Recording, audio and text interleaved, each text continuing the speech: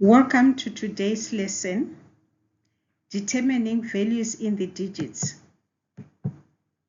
Every digit in a number has its own special value depending on where it's placed. Today we will learn how to find out what each digit is really worth and see how place value helps us understand numbers better. The digits are colored in their periods. The number will read as 9,384,756.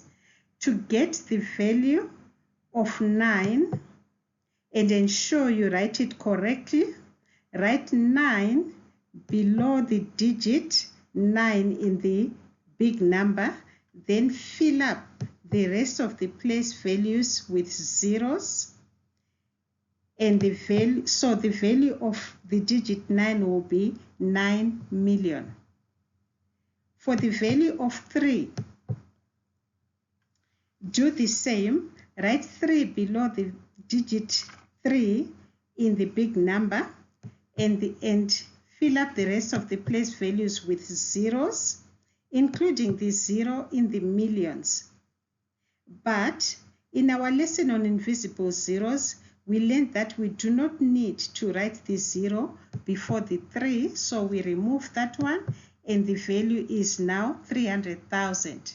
Now for the value of the digit 8, write 8 below the 8 in the big number, and the rest of the place values are filled with zeros, and the value is 8,000.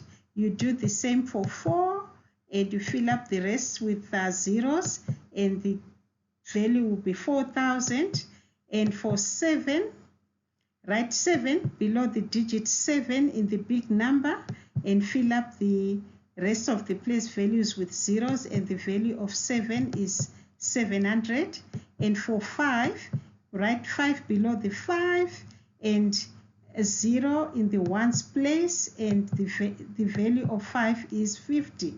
And for the value of 6, write 6 below the 6 in the big number, and the value of 6 will be simply 6. Keep growing your maths mind. Subscribe to Think Tree Maths for more learning nuggets.